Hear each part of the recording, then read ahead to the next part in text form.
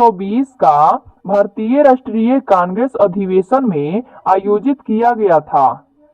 यहाँ पे दो ही ऑप्शन रखा गया है और नोट में प्रश्न से जुड़े जानकारी को दिया गया है ताकि हमारा समय भी बच पाए और बेसिक नॉलेज भी मिल सके। तो देखिए, इसका ऑप्शन है कोलकाता अब कलकत्ता और उत्तर प्रदेश। इसका राइट आंसर ऑप्शन नंबर ए हो जाएगा कोलकाता अब कलकत्ता। तो आइए अब नोट को समझते हैं। तो नोट में है सितंबर 1920 का भारतीय राष्ट्रीय कांग्रेस का विशेष अधिवेशन कोलकाता में हुआ था। लाला लाजपत राय इस अधिवेशन के अध्यक्ष थे। यह एक विशेष अधिवेशन था। असहयोग आंदोलन के प्रस्ताव को पारित करने के लिए इस विशेष अधिवेशन को आयोजित किया गया था। सितंबर 1920 को कोलकाता में असहयोग आंदोलन के प्रस्ताव को पारित करने के लिए इस विशेष अधिवेशन को आयोजित किया गया था, जिसके अध्यक्ष लाला लाजपत राय थे। तो हमने इससे जुड़े सारे जानकारी को समझ लिए। अब चलते हैं नेक्स्ट प्रश्न की ओर। यहाँ पे हमारा अगला प्रश्न है।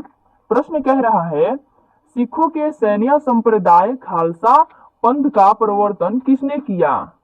यहाँ पे दो ही ऑप्शन दिया गया है ताकि दो ऑप्शन की जगह पे कुछ नोट में समझ लिया जाए।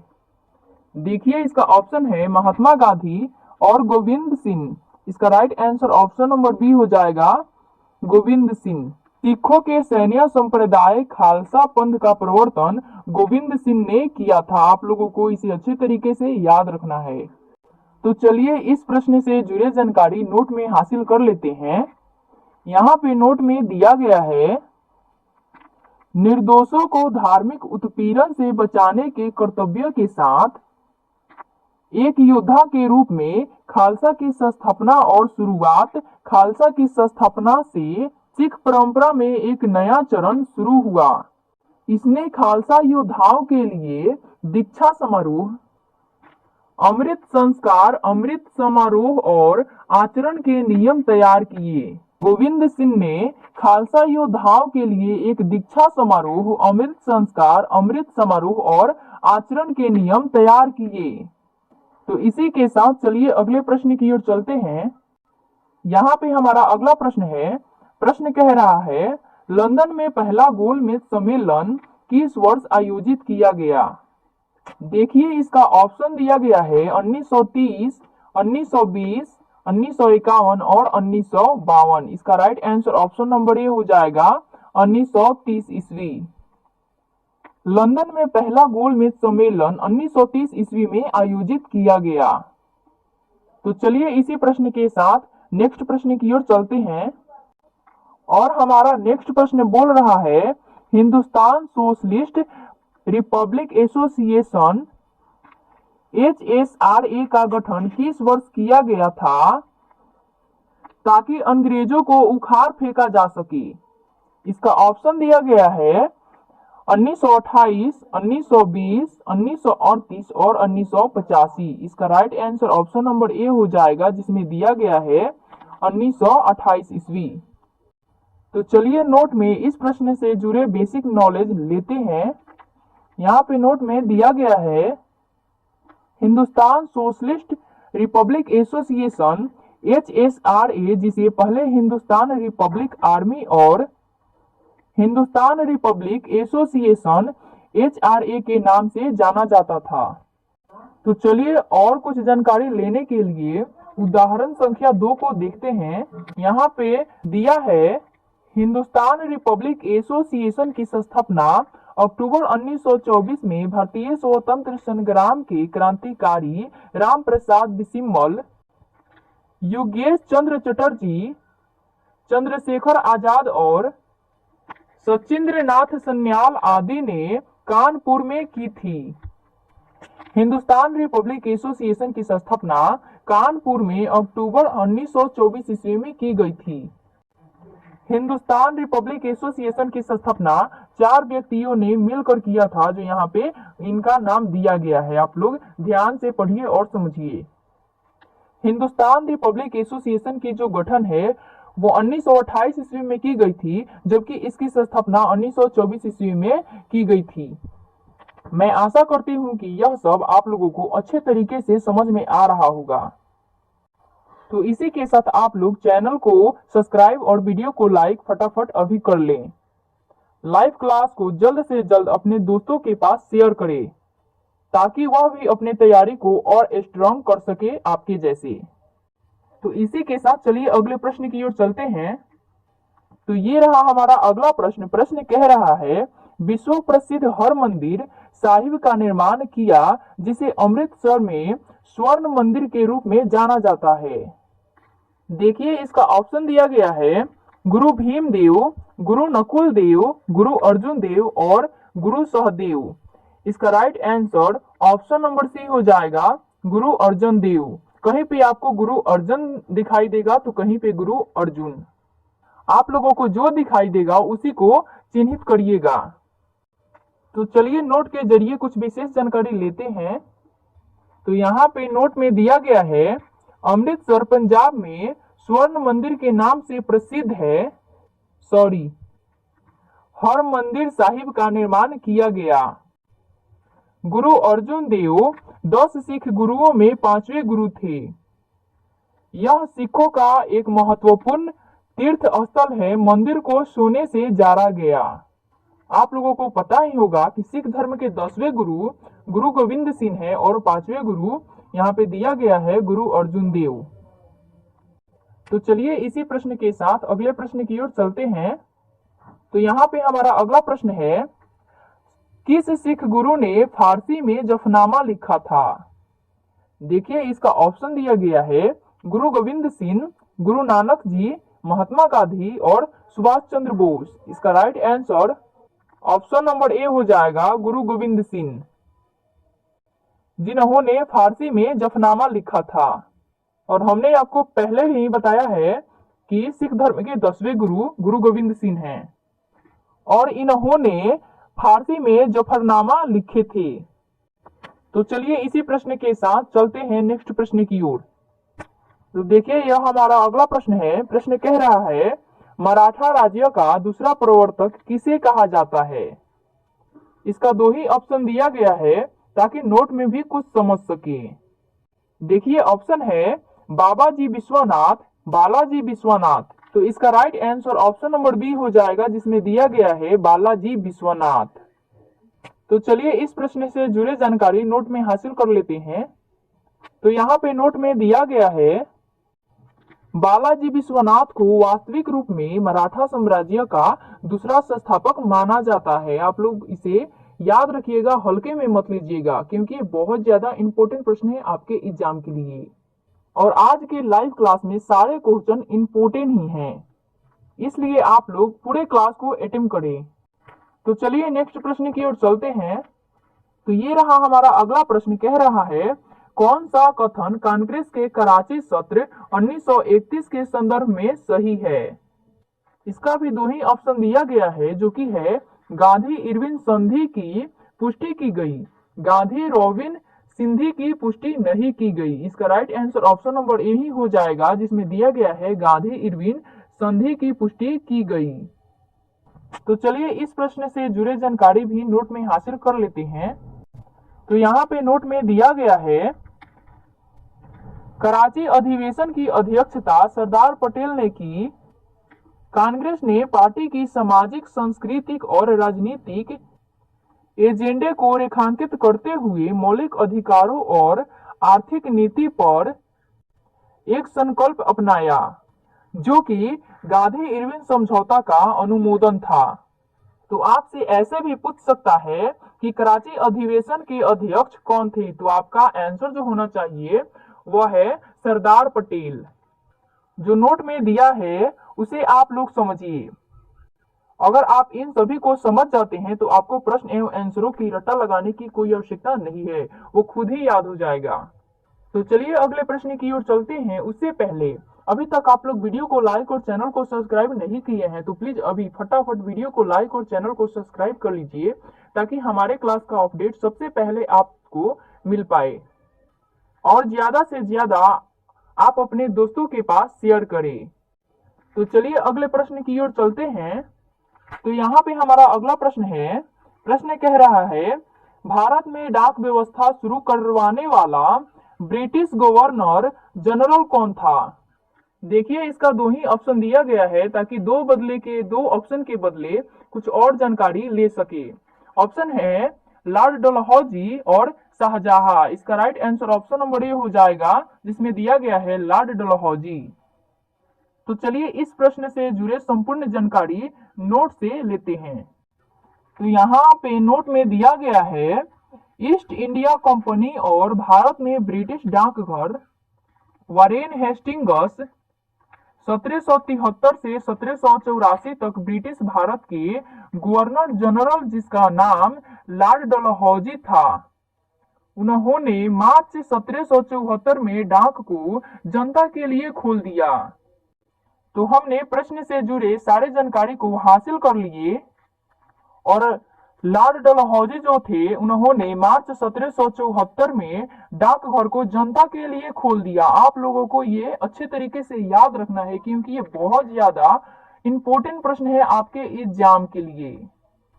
तो चलिए इसी के साथ अगले प्रश्न की ओर चलते हैं। तो यहाँ पे हमारा अगला प्रश्न है, तो प्रश्न है, जालियांवाला बाग सामूहिक हत्या के विरोध में अपने नाइटहुड की उपाधि अस्वीकार कर दी थी। इसका ऑप्शन है रविंद्रनाथ टैगोर, सुभाष चंद्र बोस, महात्मा गांधी और डॉक्टर राजेंद्र प्रसाद। इसका राइट आंसर ऑप्शन नंबर ए हो जाएगा, रविंद्रनाथ टैगोर। तो चलिए नोट में देखते हैं। तो यहाँ पे नोट में दिया गया है, 22 मई 1919 को जालियांवाला बाग हत्याकांड के बारे में पता चलने पर रविंद्रनाथ टैगोर ने विरोध के रूप में अपना नाइटहुड की पुरस्कार जो था उसे लौटा दिया। हमें उम्मीद है कि आप लोगों को संपूर्ण जानकारी समझ में आ रहा होगा। तो चलिए अगले प्रश्न की ओर चलते हैं। तो यहाँ पे हमारा अगला प्रश्न है, कह रहा है 10 सिख गुरुओं में से 5वें गुरु कौन थे? इसका ऑप्शन दिया गया है गुरु अर्जुन देव, गुरु नकुल और गुरु भीम। इसका राइट आंसर ऑप्शन नंबर ए हो जाएगा, जिसमें दिया गया है गुरु अर्जुन देव। हमने आपको पहले ही बताया था कि कहीं पे गुरु अर्जुन होगा और कहीं पे गुरु अर्जुन होगा, तो आपको उसी को चिन्हित करना है। तो चलिए गुरु से जुड़े जानकारी को क्लियर ही कर लेते हैं। तो देखिए यहाँ पे नोट में है, 5वें गुरु गुरु अर्जुन देव हैं, 6ठे गुरु हरगोविंद हैं और 7वें गुरु हर राय हैं और 8वें गुरु जो है वो हर किशन हैं और 10वें गुरु गुरु गोविंद सिंह हैं और ये सभी सिख धर्म के गुरु हैं। मैं उम्मीद करती हूँ कि सिख धर्म के गुरुओं से जुड़े डाउट जो होंगे वो क्लियर हो गया होगा और ये सभी प्रश्न आपके एग्जाम के लिए इंपॉर्टेंट प्रश्न है। आप लोग कहीं मत जाइए और पूरे लाइव क्लास को अटेंड करिए ताकि हर एक क्वेश्चन के बारे में आपको पूरा जानकारी मिल सके। तो चलिए इसी के साथ अगले प्रश्न की ओर चलते हैं। तो यहाँ पे हमारा अगला प्रश्न है, सिख सेना कहलाती थी। हमें बताना है कि इन सभी में से सिख सेना किसे कहा जाता था। इसका ऑप्शन है सिख सैनिक, मुगल सैनिक, खालसा और रज सैनिक। इसका right answer option number C हो जाएगा, खालसा। खालसा को सिख सेना कहा जाता था। आइए अब इनके बारे में कुछ जानकारी नोट में हासिल कर लेते हैं। देखिए यहाँ पे नोट में दिया गया है, सिख खालसा सेना या सिख खालसा फौज खालसा की सेना थी जिसका गठन 1598 ईस्वी में गुरु हरगोविंद सिंह ने किया था। इसे खालसा या केवल सिख सेना भी कहा जाता है। आप लोग इसे पूरा याद रखिएगा। और गुरु गोविंद सिंह जी के समय तक यह केवल घुड़सवार इकाई थी। तो चलिए इसी के साथ अगले प्रश्न की ओर चलते हैं।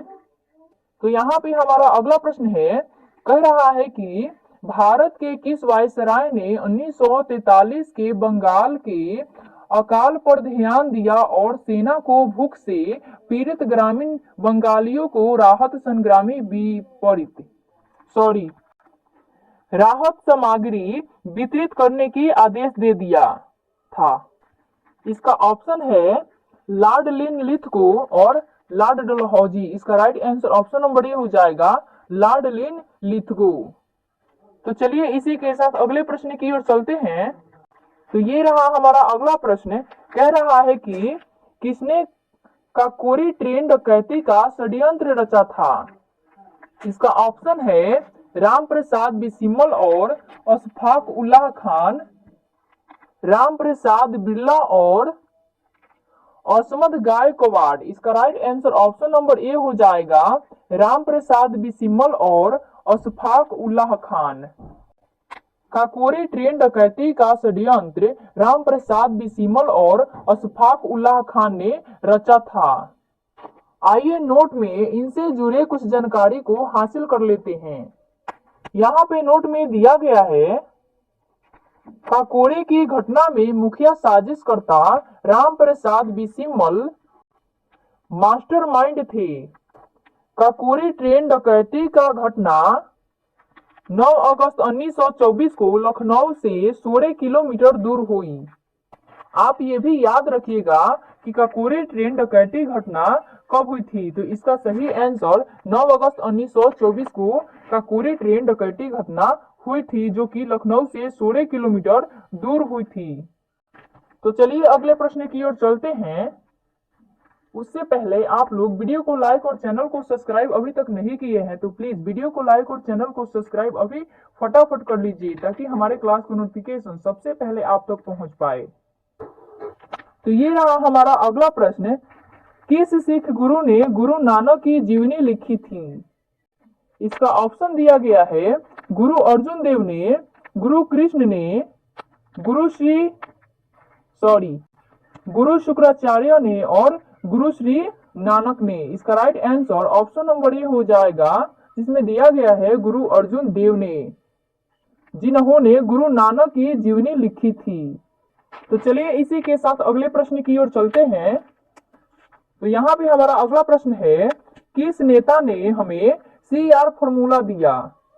इसका ऑप्शन दिया गया है डॉक्टर मनमोहन सिंह, डॉक्टर राजेंद्र प्रसाद और सी राजगोपालाचारी। इसका right answer option number C हो जाएगा, सी राजगोपालाचारी। सी राजगोपालाचारी ने हमें CR फॉर्मूला दिया। तो चलिए कुछ बेसिक नॉलेज नोट से ले लेते हैं। यहाँ पे नोट में दिया गया है, सी राजगोपालाचारी का फॉर्मूला CR फॉर्मूला या राजा जी फॉर्मूला ब्रिटिश भारत की स्वतंत्रता पर अखिल भारतीय मुस्लिम लीग और भारतीय राष्ट्रीय कांग्रेस के बीच राजनीतिक गतिरोध को हल करने के लिए चक्रवर्ती राजगोपालाचारी द्वारा तैयार किया गया एक प्रस्ताव था। CR फॉर्मूला जो था वह भारतीय मुस्लिम लीग और भारतीय राष्ट्रीय कांग्रेस के बीच राजनीतिक गतिरोध को हल करने के लिए चलाया गया था, जो कि सी राजगोपालाचारी चलाए थे। तो चलिए इसी के साथ अगले प्रश्न की ओर चलते हैं। तो ये रहा हमारा अगला प्रश्न। प्रश्न है, बड़ा इमाम बड़ा कहाँ पे स्थित है। हमें बताना है कि बड़ा इमाम बड़ा जो है वो कहाँ पे स्थित है। इसका ऑप्शन दिया गया है लखनऊ, गुजरात, कोलकाता और बिहार। इसका राइट आंसर ऑप्शन नंबर ए हो जाएगा, लखनऊ। बड़ा इमाम बड़ा जो है वो लखनऊ में स्थित है। तो चलिए इनसे जुड़े कुछ जानकारी नोट से हासिल कर लेते हैं। देखिए यहाँ पे नोट में दिया गया है, बड़ा इमाम बड़ा लखनऊ की एक ऐतिहासिक धरोहर है। इसे भूल भुलैया भी कहते हैं। इसको अवध के नवाब आसिफ उदौला के मध्य बनवाया गया था। इसे भूल भुलैया के नाम से भी जाना जाता है। भूल भुलैया यूपी की राजधानी लखनऊ में स्थित है और यह लखनऊ की ऐतिहासिक धरोहर है। आप लोग इसे याद रखिएगा क्योंकि आपके एग्जाम के लिए ये VVI क्वेश्चन है। तो चलिए इसी के साथ अगले प्रश्न की ओर चलते हैं। उससे पहले अभी तक जो भी छात्र छात्राएं वीडियो को लाइक और चैनल को सब्सक्राइब नहीं किए हैं, वे प्लीज अभी वीडियो को लाइक और चैनल को सब्सक्राइब फटाफट कर लें, ताकि हमारे क्लास का अपडेट सबसे पहले आपके पास जाए। तो चलिए इसी के साथ चलते हैं अगले प्रश्न की ओर। तो यहाँ पे हमारा अगला प्रश्न है। प्रश्न कह रहा है, कांग्रेस सोशलिस्ट पार्टी की स्थापना किस वर्ष हुई थी? इसका राइट आंसर 1934 हो जाएगा, यहाँ पे दिया गया है। 1934 ईस्वी में कांग्रेस सोशलिस्ट पार्टी की स्थापना की गई थी। आप लोग इसे याद रखिएगा क्योंकि ये बहुत ज्यादा इंपॉर्टेंट प्रश्न है आपके एग्जाम के लिए। तो आइए नोट को अध्ययन करते हैं। 17 मई 1934 को जेपी नारायण ने पटना में एक बैठक बुलाई जिसमें बिहार कांग्रेस सोशलिस्ट पार्टी की स्थापना की गई। कांग्रेस सोशलिस्ट पार्टी की स्थापना 17 मई 1934 को बिहार की राजधानी पटना में की गई थी। तो चलिए इसी के साथ अगले प्रश्न की ओर चलते हैं। यह है हमारा अगला प्रश्न। प्रश्न कह रहा है 1913 में नोबेल पुरस्कार और 1915 में नाइटहुड से सम्मानित किसे किया गया था? इसका राइट आंसर रविंद्रनाथ टैगोर होगा। 1913 में नोबेल पुरस्कार और 1915 में नाइटहुड से सम्मानित रविंद्रनाथ टैगोर को किया गया था। जालियांवाला बाग हत्याकांड के समय नाइटहुड की उपाधि को रविंद्रनाथ टैगोर ने अस्वीकार कर दिया था। यहाँ पे नोट में दिया गया है 1913 में रविंद्रनाथ टैगोर साहित्य के लिए नोबेल पुरस्कार पाने वाले पहले गैर यूरोपीय बने। रविंद्रनाथ टैगोर को 1915 में नाइटहुड की उपाधि से सम्मानित किया गया था, लेकिन उन्होंने 1919 में अमृतसर जालियांवाला बाग हत्याकांड नरसंहार के विरोध में इसे अस्वीकार कर दिया था। तो चलिए अगले प्रश्न की ओर चलते हैं। यहाँ पे हमारा अगला प्रश्न है, कह रहा है कि किस गवर्नर जनरल ने रोपड़ में रणजीत सिंह का बड़े सम्मान के साथ स्वागत किया था? इसका सही आंसर विलियम बेंटिंक हो जाएगा। तो चलिए इससे जुड़ी कुछ विशेष जानकारी नोट से लेते हैं। यहाँ पे देखिए नोट में दिया गया है, जब लॉर्ड विलियम बेंटिक ने 1831 के वसंत में सतलुज के तट पर रोपड़ में महाराज रणजीत सिंह से मुलाकात की, यह एक प्रभावशाली समारोह और प्रदर्शन का अवसर था। तो इसी के साथ चलिए अगले प्रश्न की ओर चलते हैं। देखिए यहाँ पे हमारा अगला प्रश्न है, 1935 की भारत सरकार अधिनियम की कौन सी एक विशेषता नहीं थी? इसका ऑप्शन नहीं दिया गया है, इसका राइट आंसर दिया गया है यहाँ पे केंद्र के साथ ही राज्यों में वैध शासन। इसका सही आंसर हो जाएगा। आप लोग इसे याद रखिएगा, इसे हल्के में मत लीजिएगा क्योंकि आपके एग्जाम के लिए मोस्ट वीवीआई प्रश्न है यह। तो चलिए इसी के साथ अगले प्रश्न की ओर चलते हैं। ये रहा हमारा अगला प्रश्न। प्रश्न कह रहा है कि भारत के विभाजन को टालने का अंतिम अवसर समाप्त हो गया था। इसका भी ऑप्शन नहीं दिया गया है ताकि ऑप्शन के जगह पे नोट में कुछ विशेष जानकारी हासिल कर सके। इसका राइट आंसर ही दिया गया है जो कि है कैबिनेट मिशन को अस्वीकार करने के साथ ही। आप लोग इसे भी याद रखिएगा क्योंकि ये भी आपके एग्जाम के लिए मोस्ट वीवीआई प्रश्न है। तो चलिए नोट में समझते हैं। यहाँ पे नोट में दिया गया है, कैबिनेट मिशन को अस्वीकार करने के साथ ही भारत के विभाजन को टालने का अंतिम अवसर जो था वो समाप्त हो गया था। तो चलिए इसी के साथ अगले प्रश्न की ओर चलते हैं। आप लोग इतना बड़ा प्रश्न देखकर घबराइएगा मत। आप लोग पहले प्रश्न को पढ़िए, समझिए, उसके बाद आंसर को चिन्हित करिए क्योंकि ये प्रश्न जितना बड़ा है ना उतना ही अधिक इंपॉर्टेंट भी है आपके एग्जाम के लिए। ब्रिटिश इंडिया के किस एक अधिनियम ने सामूहिक कार्यचालन के स्थान पर विभाग या विभागीय पद्धति द्वारा वायसराय की कार्यकारी परिषद पर